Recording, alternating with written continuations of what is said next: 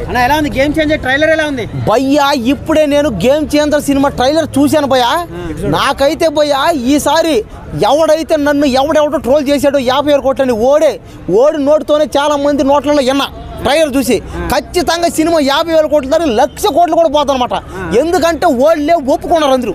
ఎవడైతే నన్ను ట్రోల్ చేశాడో, ఎవడైతే నన్ను ఎక్కసెక్కలుగా ఎవడైతే నన్ను ఎక్కిరించి మరి ఎవడైతే నన్ను తక్కువ చేసి మాట్లాడాడు ఓడే ఇప్పుడు రామ్ చరణ్కి ఫ్యాన్స్ అయిపోయారు వాళ్ళందరూ.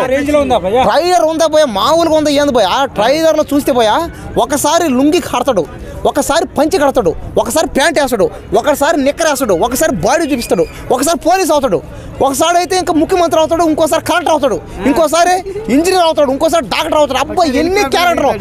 ఒక్కసారి హెలికాప్టర్ నుంచి కత్తి తెచ్చుకొని అక్కడి నుంచి వేస్తే పొడిస్తే అబ్బా ఇప్పటిదాకా ఏ సినిమా హీరో కూడా హెలికాప్టర్ ఎక్కి దూకినోడు లేడు అసలు. కాబట్టి ఖచ్చితంగా గేమ్ చేంజర్ సినిమా రామ్ చరణ్దే. ఈ సినిమాలో యాక్టింగ్ కానీ ఆయన చేసిన యాక్టింగ్ అంటే ఇన్ని క్యారెక్టర్లు ఈ రోజుల్లో మాత్రం ఎవడైతే చేయలే ఇంతవరకు. పైగా విజయవాడలో పెట్టారు కట్అవుట్. సరే దాని గురించి మళ్ళీ మాడదాం. ఈ సినిమా యాక్టింగ్ గురించి మాడదాం. ఈ సినిమాలో రికార్డు లేదు. పుష్ప ఒక పక్క రాదు. ఫస్ట్ డేలోనే పుష్ప రికార్డులు అనేవి కలెక్షన్ కొట్టేస్తుంది ఒక్క షోజాలు అంతే. పైగా ఆయన గ్లోబల్ స్టార్ అయినా. గ్లోబల్ అంటే ఏంది? భూమి మీద ఉన్న స్టార్ని గ్లోబల్ స్టార్ అంటారు. మీరు ఇప్పుడు దాకా సూపర్ స్టార్ని చూశారు, మెగాస్టార్ని చూశారు, స్టైలిష్ స్టార్ చూశారు, ఐకాన్ స్టార్ని కూడా చూశారు, పవర్ స్టార్ని కూడా చూశారు. కానీ ఫస్ట్ టైం గ్లోబల్ స్టార్ని Ram Charan megastar power star మొత్తం దాటేశాడు గ్లోబల్ లెవెల్లో. గ్లోబల్ స్టార్ అయినా కాబట్టి ఇంక ఎవడైతే భరించలేడు. ఇంకా ఆయన ఈ భూమి మీద అడుగు పెట్టాడు ఇంకా మామూలుగా దద్దరిల్లిపోద్ది అంతే. నేషనల్ అంత ఆస్కరే. అసలు ట్రిపుల్ ఆర్ సినిమాలో ఆస్కర్ అవుట్ ఇంతవరకు ఏ సినిమాకి రాలా. ఫస్ట్ టైం ఆస్కర్ అవుట్ తెచ్చింది ఎవరు? రామ్ చరణ్. ఎన్టీఆర్ కూడా తెచ్చట్లేడు. కానీ రామ్ చరణ్ ఇప్పుడు ట్రిపుల్ ఆర్ సినిమాలో ఎవరు ఎక్కువ? రామ్ చరణే కదా. రామ్ చరణ్ క్యారెక్టర్, అల్లు శేఖర్ క్యారెక్టర్, అబ్బా రామ్ చరణ్ ఏ క్యారెక్టర్ ఇచ్చిన సరే ఎరగ తీయాల్సాడు అంతే.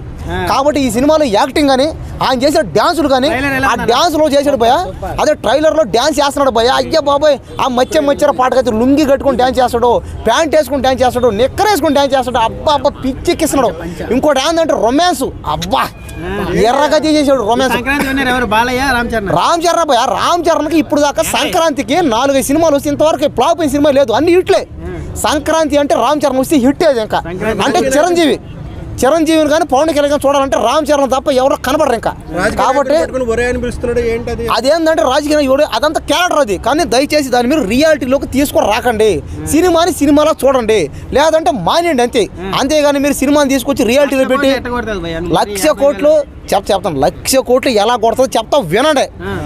గ్లోబల్ స్టార్ అంటే నేను ఏమని చెప్పాను? ఆయన ఈ భూమి మీద ఉన్న ప్రతి థియేటర్లో ఆ సినిమా వేస్తే ఖచ్చితంగా 1,00,000 కోట్లు వచ్చే ఛాన్సెస్ ఉన్నాయి. ఎందుకంటే స్టార్ అయినా ఎందుకు చూడకపోయా? America, Japan, China, Russia, Malaysia, Switzerland, Netherland, Afghanistan, Kazakhstan, Poland, నైర్లాండ్, నెదర్లాండ్, అబ్బా ఎన్ని అసలు ఈ ల్యాండ్ మీద ఉన్న ప్రతి కంట్రీలో, ప్రతి దేశంలో, ప్రతి థియేటర్లో సినిమా అన్ని భాషల్లో పడిపోవాలంతే. పడిపోతే ఉండాలి. అన్ని సినిమాలు ఆడాలి కాదంటలేదు.